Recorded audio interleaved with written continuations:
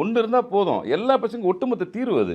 நீங்கள் இன்னொன்று வெளிப்படையாக சொல்ல போனால், இந்த குலதெய்வத்தை தொடர்ச்சியாக வணங்கக்கூடிய நபர் இருக்காங்கல்ல, கண்டினியூவாக ஒரு 6 மாதம் ஒரு முறை, 3 மாதம் ஒரு முறை, வருஷத்துக்கு ஒரு முறை கரெக்டாக ப்ராசஸாக போகிறவங்களுக்கு அவங்களுக்கு வரக்கூடிய துன்பமான விஷயங்கள் வந்து முன்னோர்கள் கனவுல சொல்லுவாங்க.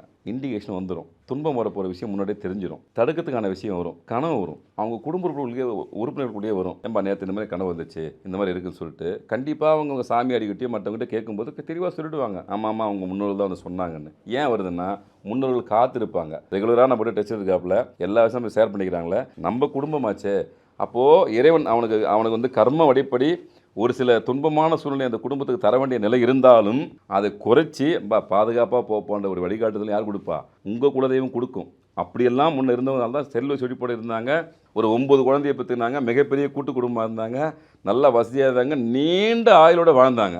இன்றைக்கி எல்லாமே சுருங்கி போச்சு. திரும்ப நம்ம அடிப்படையில் சொல்லக்கூடிய விஷயம்தான், தயவு செஞ்சு ஒவ்வொருத்தரும் அவங்க வாழ்க்கையில் உங்கள் குலதெய்வத்தை உங்கள் வீட்டுக்குள்ளே வரக்கூடிய விஷயத்தை ரொம்ப எளிமையான முறை இருக்குது, கேட்டு தெரிஞ்சுங்க. நிறைய ஜோதிடர்கள் ஆன்மீகவாதிகள் நிறைய பேர்கிட்ட இந்த விஷயம் இருக்குது, எங்கிட்ட மட்டும்தான் இல்லை, எல்லாருக்கிட்டுமே இந்த விஷயம் உண்டு. உங்களுக்கு தெரிந்த நபர்கள் யாராக இருந்தாலும், ஐயா எங்கள் வீட்டு குலதெய்வம் வரணும், அதுக்கான வழிமுறையை கற்றுக் கொடுங்கன்னு கேளுங்க, கேட்டு முயற்சி பண்ணுங்க.